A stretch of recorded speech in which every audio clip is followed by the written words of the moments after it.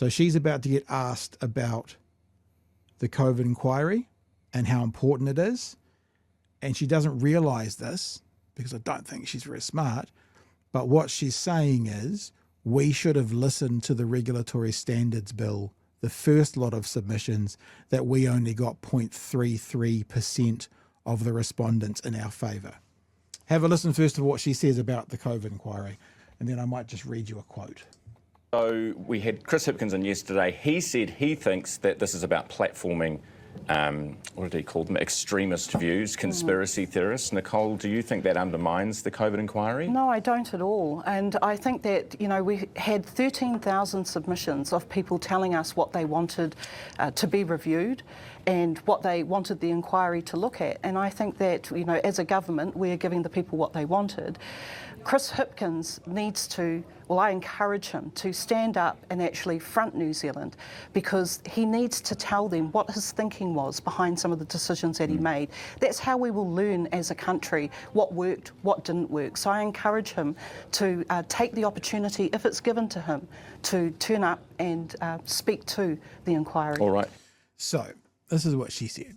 We had 13,000 submissions of people telling us what they wanted to be reviewed and what they wanted the inquiry to look at. And I think as a government, we're giving the people what they wanted. So what she's saying is the people who made submissions, all 13,000 of them wanted us to do this.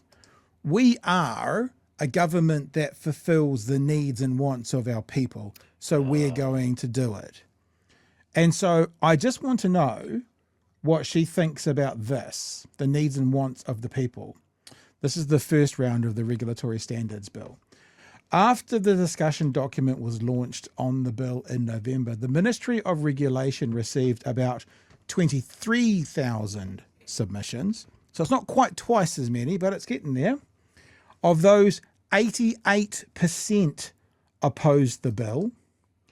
0.33% or 76 submissions supported or partially supported it, and about 12% did not have a clear position, the ministry reported.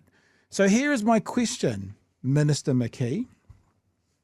If 13,000 submissions from people telling you what they wanted that led you to giving the people what they wanted, what does 23,000 submissions telling you what they didn't want mean? That surely you should have given them what they didn't want, or what they wanted was no Regulatory Standards Bill.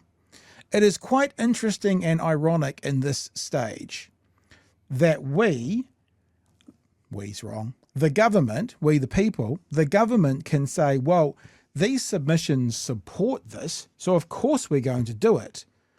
But when it's a narrative that they want to push through, then of course, as David Seymour said, 99.5% of those submissions were bots, which would still leave 0.5%, which would still be more than 76. So I just thought it's very gracious of Nicole McKee to put out there that we should not be moving forward with the Regulatory Standards Bill, because what the people wanted is what you do based on 13,000 submissions. So I assume what the people wanted based on 23,000 submissions is what you do. And I wonder even more so, I believe the number is now 151,000. What people want from 151,000 submissions in this round of the Regulatory Standards Bill should be therefore what you do.